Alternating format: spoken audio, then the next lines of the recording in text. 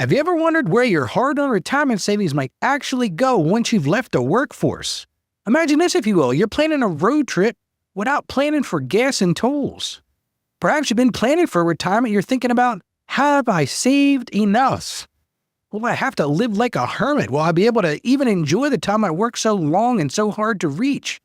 And listen, these are tough questions, and we need real answers. Well, stick around because we're about to uncover the 5 most common places retirees spend their money in retirement. Listen, we got to discuss this so you can be prepared and not be caught off guard. And let me tell you, some of these might not be what you expect. Now, in yesterday's show, we talked about how do I effectively embrace God's gift of rest. And listen, we all need rest. I need some rest today. Rest is a gift. It's not something you have to earn. So I want to remind you, if you missed that, go check out all of our episodes. They're right there on our website. Now, before we get into today's episode, I'd like to take a moment to share something personal with you. My mother-in-law, Diane Beathard, is currently battling the late stages of Alzheimer's disease. In light of this, I've assembled a team representing the Ask Ralph show to participate in the upcoming Alzheimer's Walk here in Wilmington, Delaware. Now, if you listened last week, I messed up. I mentioned that it was the day of the walk. Well, clearly I had my dates messed up. Sorry about that. For those of you in the area, we'd be honored if you join us this Saturday, October 19th. And if you can't become a member of our team, you're still able to support the cause. We've set up a donation page, and you'll find a link in the show notes. Now listen, every contribution, no matter the size, brings us one step closer to defeating this devastating and horrible illness. If you know anybody or any family that's going through this, it is brutal. So I'm going to leave you with this. Your support means the world to us and to the millions, I'm talking about millions, who have been affected by Alzheimer's, because I know working together, we can make a huge difference. Well, now let's hear from one of our listeners. This comes to us from Betty in Florida. And Betty writes this: Dear Ralph, I'm approaching retirement in a few years and I'm starting to worry about how my spending might change. I've been diligently saving, but I'm not sure if I'm prepared for the reality of retirement expenses. Can you shed some light on where retirees typically spend their money? I want to make sure I'm not caught off guard and can enjoy my golden years without that financial stress. Betty, what a great question, and I can hear your concern. And it's a common one. Many of us struggle with this. We're anticipating what our spending patterns might be in retirement. And listen, you're not alone in this, and it's great that you're thinking about it now. And before we jump into the answer to Betty's question, remember the whole point of the Ask Ralph show is to answer your questions. So if you've got that burning financial question or something you want an answer to, send it in. You can do that by going to justaskralph.com. And who knows, your question might be featured on a future episode. We know, Betty, your question today reminds me of a beautiful verse from the Bible. It comes from the book of Matthew, chapter 6:34. And this is Jesus speaking. This is what he says. He says, Therefore do not worry about tomorrow, for tomorrow will worry about itself. Each day has enough trouble on its own. And that is a truly beautiful piece of scripture. And it's one that really is reassuring to all of us, because we all struggle with these concerns. And it reminds us, while it's important to plan, we all got to plan for the future. We shouldn't let that planning consume us and that worry consume us. We got to trust in God's provision and focus on making wise decisions. Because here's the truth. It's all about finding that balance between trust and faith while making wise decisions. And that's what this show's all about, balancing faith and finance. So let's get started with answering that simple question. What are the 5 most common places retirees spend their money in their retirement? So let's explore this together. I'm going to share some stories from some clients who went through this, and you're going to be surprised by the changes that they uncovered in their spending patterns. And the first one, this is by far the biggest one. It's healthcare. And it's a hidden cost for a lot of people. They don't think about how much they're going to spend on healthcare cost. So let me tell you about my client, Tom. Now, Tom's a retired high school teacher. And the funny thing is, Tom was a math teacher, and he was absolutely shocked when he realized how much he was spending on healthcare. And this is in his first year of retirement. And he says to me, he says, Ralph, I thought Medicare would cover everything. That's what he'd been told. He said, but the out-of-pocket costs are much higher than I expected. He said to me, between my prescription medications, some dental work, and a couple of unexpected hospital visits, I spent nearly $12,000 on healthcare last year. That's his first year of retirement. And Tom said, he said, Ralph, this experience has taught me the importance of budgeting for healthcare expenses. And he's a retired math teacher. He understands budgeting. But he also said, Ralph, you really need to talk about some supplemental insurance options.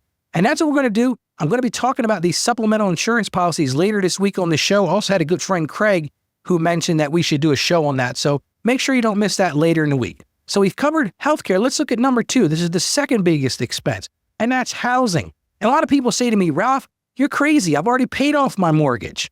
I'm not going to have this big housing cost. But here's the thing you got to understand.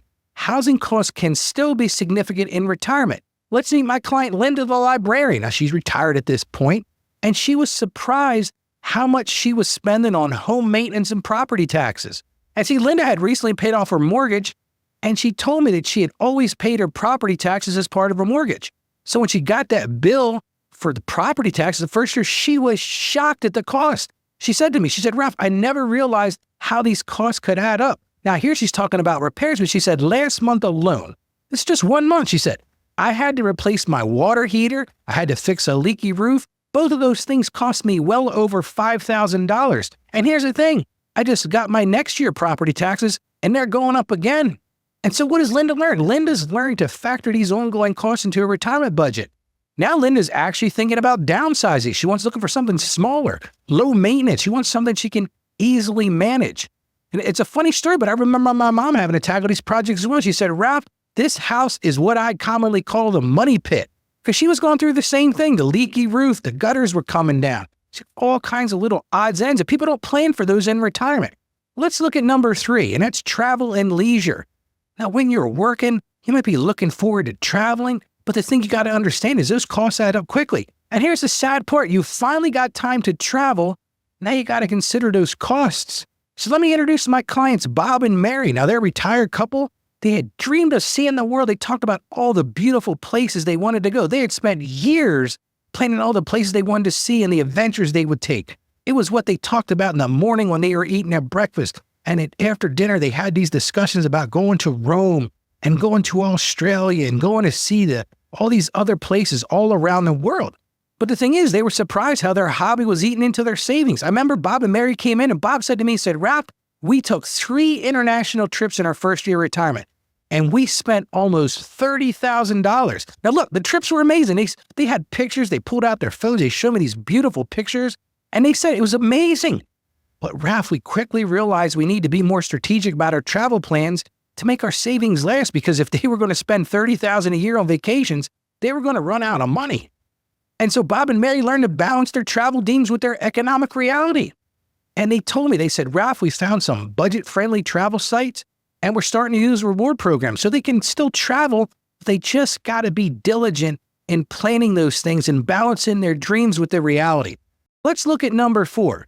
And this is one nobody wants to talk about, and it's often overlooked in the area of retirement spending. Let me tell you about my client, Susan. Now, Susan was a retired nurse. Most nurses that I know, they always want to help people.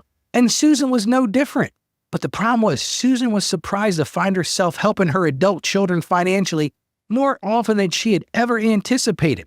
She said to me one time, she said, Ralph, I love being able to help my kids, but I didn't realize how much it would impact my retirement budget. She said, Ralph, last year, I helped my daughter with a down payment on her house, and I loved doing it, she said.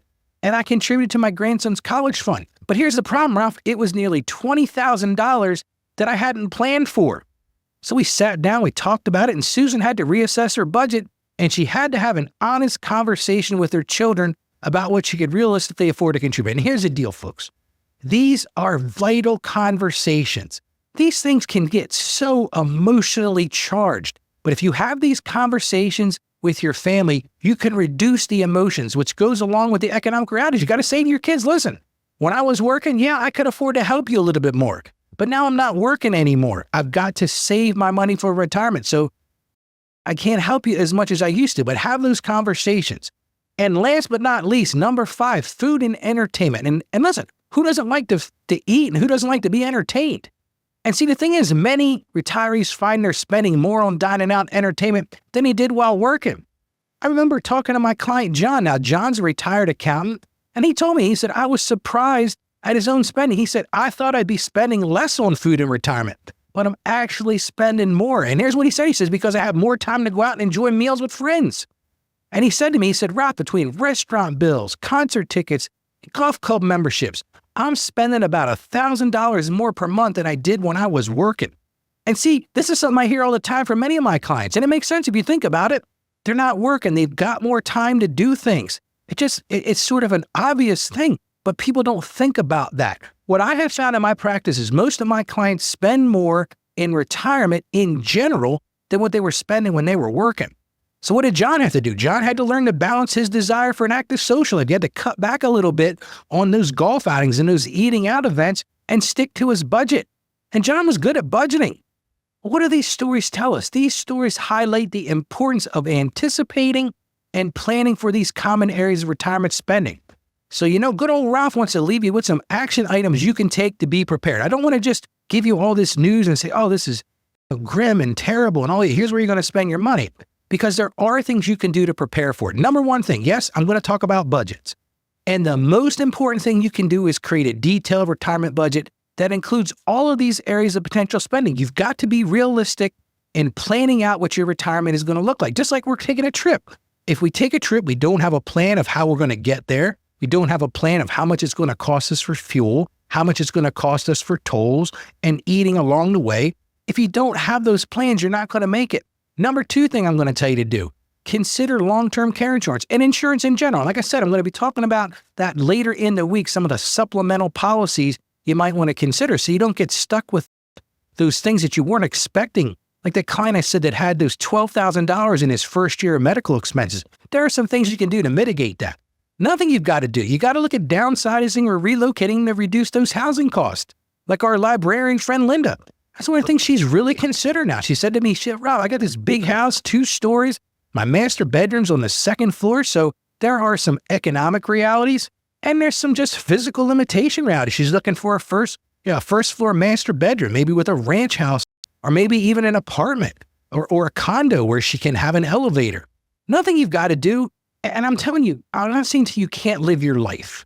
A lot of my retired clients say, Ralph, I work so hard. I put away all this money. I want to enjoy it. But the thing you've got to do is you've got to plan for travel and leisure activities. You got to be realistic about that budget and really put into there what you can afford. Maybe that means you have to spread them out over a couple years. That's just the economic realities. Number 5, I think I stress this a lot, but you've got to have those open conversations with family members about financial expectations in retirement. You can't let that emotional connection take away from your retirement goals and your retirement plans. Now, sometimes you might need to consider part-time work or consulting to supplement your income if needed. Once you see what retirement actually going to cost, maybe you lay it out and you're like, you know what, Ralph? I can't do this on what I planned. And that's why it comes down to the last thing I say is do a comprehensive cost analysis. You got to look beyond the income tax. A lot of people get hung up on that. They'll come and see me. They'll say, Ralph, what are my income taxes going to be like in retirement? How much do I have to set aside for my pension income? How much do I have to pay in tax? How about my Social Security? And that's part of the puzzle. And that's a big part of it. Don't misunderstand me. But calculating your likely expenses, you have to look at those. These things are housing, for food, for transportation. And like I said, the biggest one, healthcare. In that retirement state, you're going to have to plan for that. Because look, it's all about being aware. And the thing you need to understand is retirement spending isn't a one-size-fits-all. Your spending patterns are going to depend on your unique situation. Maybe you've got different goals. Maybe your lifestyle is such that you live like a hermit. You don't care about traveling. You're content to be around your family and do those things. Well, your particular planning is going to be different than that. But here's the key. The key is to plan ahead and be flexible. As I've said before, I think I've said this a few times, I have found that my retired clients generally spend more in retirement, and it's a really simple equation. That's because they have time to do things. And if they've taken care of their health, like I mentioned in other shows, they can do these things because they got time, they got the desire, and they need to pay attention to this because these things can really add up. Let me recap the main points of what we covered today. We learned that healthcare, housing, travel and leisure, family support, food and entertainment are the top 5 areas where retirees commonly spend their money. We also heard some real stories from real retirees who were surprised by their spending changes and they learned some valuable lessons along the way. And my grandfather used to say this, learn lessons from other people so you don't have to make the mistakes yourself. So I hope you're able to take those lessons, Betty, and look at what did they mean to those people. Plan for the healthcare coverage, plan for housing, plan for travel, plan for that family support. Maybe have some tough conversations with your family members. Now, maybe you've listened to all this and you're feeling overwhelmed by retirement plannings, or maybe you want to ensure you're on the right track. A lot of people just don't know where they are. I can help you with that. I want to encourage you to schedule an appointment with me. I can help you create that personalized plan to manage your finances in retirement effectively. Maybe you're not even thinking about retirement yet, but you want to have somebody help you get off of that wheel of living paycheck to paycheck, or that feeling like you're moving forward only to get pushed back. And you can book a call with me by going to AskRalph.com. You'll see a banner that reads Book a Call with Ralph. It's really that simple. Just click on that. Now remember, I do charge a $150 consultation fee, but here's my guarantee to you. I'll refund it if we can't develop a plan that helps you feel confident about where you're going with your finances. That's how committed I am to helping you succeed. So don't let another day go by feeling uncertain about your retirement or your finances in general. Schedule a consultation today, and let's work together to bring balance and purpose to your financial and spiritual life in retirement.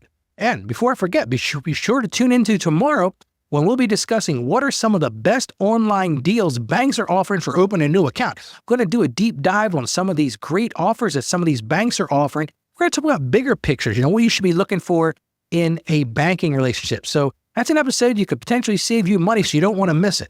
And remember this, my passion is to help you achieve financial success. I want to see you live out your dreams and grow in your faith.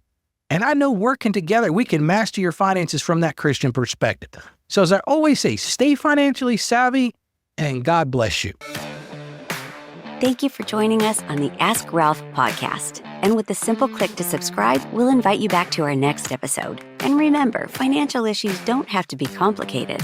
Just ask Ralph.